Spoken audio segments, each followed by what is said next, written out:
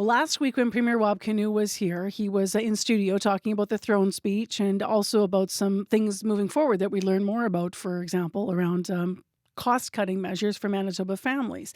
One of the things that he talked about was the potential for cutting taxes, and in some instances, saying it's the right thing to do to make life more affordable for people.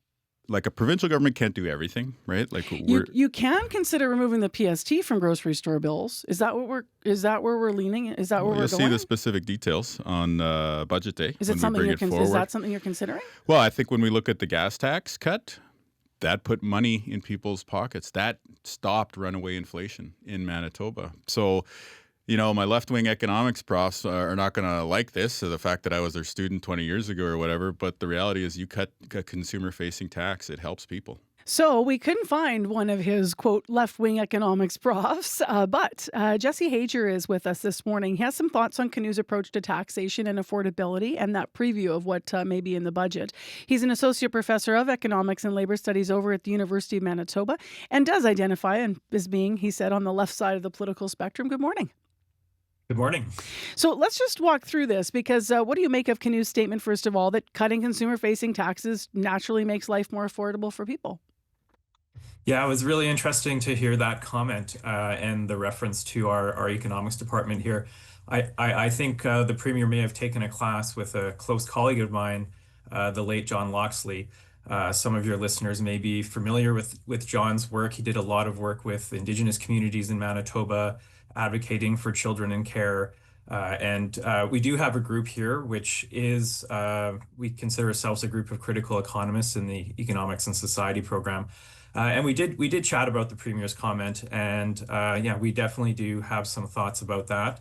I think when you hear about cutting taxes to help people, sure, if people are in need and you give them some more money, that's going to help. But I think the most important thing to remember is that when you cut taxes, you're going to help some people a lot more than others. You heard the Premier talk about the cut to the gas tax, for example. Well, that helped people who bought a lot of gas. A lot of money went to businesses, corporations with large fleets of trucks, and they got a benefit from that. People who took the bus didn't get a benefit. So I think you have to remember that, yes, giving people money helps, but when you cut taxes, you're often giving money to the people who may need it the least.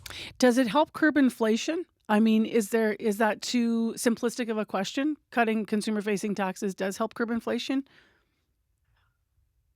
It did affect the inflation rate. That's completely true. When the price of something goes down, and it's part of the calculation of inflation, that inflation rate's going to go down. But what we saw with the gas tax cut, for example, is inflation went right back up when the gas tax was reintroduced. So you have to continue to keep those taxes down if you're going to use that as a way to control costs. And then you have to ask the question, what are you giving up for that? Right? Like, we know that giving away money means we're not going to have that money to spend on other things. We know we have a really large deficit in Manitoba right now. We know that people are struggling with getting access to healthcare. We know that there are very high needs in our school system. When we give away that money through tax cuts, we're going to lose out on the other end when we don't have money to pay for the public services we all rely on. So far we've been talking sort of in the context of gas tax because, that was mentioned. But also I want to ask you specifically about the possibility of cutting the PST on grocery bills, because that wouldn't just be drivers, versus someone on transit. That would be all of us paying PST on grocery bills. That idea is not off the table for the Premier. What's your sensibility of that and what difference that could make for people? Yeah, that was a really interesting comment to me. If we look at how the PST works, the PST already is not applied to basic groceries. So I'm curious what the Premier is talking about there. You do have some items that are bought at grocery stores that aren't considered basic groceries that aren't exempt from the PST. So I think we would need some more details on that to really do a good analysis of what that would mean. And maybe it was just a poor example by me, to be honest, because I I was the one that asked about PST on, so not thinking about the fact that most of your bill is already exempt. What do you think the government could consider with the tax system to make things more affordable overall for people that they may not have considered, or what are you seeing in other places economically that's interesting right now? Mhm. Yes, I'm part of a group that's done some research through the Canadian Centre for Policy Alternatives, and we've examined this issue in quite a bit of detail.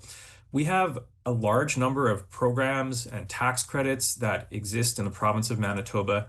Many of those are poorly targeted, to be honest. They're giving money to people who are doing very well. If we look at the cost of living crisis, the Parliamentary Budget Office last year did an analysis of, who's really struggling with the cost of living because of the high inflation that we've seen in previous years. And it was a really interesting report because it showed that the bottom 40% of people in the income distribution, they are struggling. They did not see their incomes keep up with the cost of living, and they saw their living standards go down because of that. But what was really interesting about that report was that the top 60% of income earners are better off than they were back in 2019, despite the rise in prices. You can think of things like rising home values, stock portfolios doing really well over the last few years. When we think about where we're going to target our assistance to help people with the cost of living, my recommendation would be to focus it on those who have been hurt by the rising cost of living and haven't seen their incomes go up to compensate. We have a number of programs in Manitoba. We have a very positive rental benefit. We have social assistance programs. We have a Manitoba Child Benefit. These are all programs that are targeted based on income. If you have a really high income, you don't get the benefit. And if you're struggling more, you get more. I think those are the type of programs we should look at increasing and improving, broadening access to if we really want to help people with the cost of living who need it. Thank you very much for weighing in this morning. We will obviously have some time to wait before they put their budget out, but appreciate you being here off the Premier's comments last week. It's my pleasure. Thanks for having me. That's Jesse Hajer with us live via Zoom this morning, Assistant Professor of Economics and Labor Studies at the University of Manitoba. And if you want to see the full interview, by the way, with the Premier, in case you missed it, you can always find that online on our CBC Listen Hub.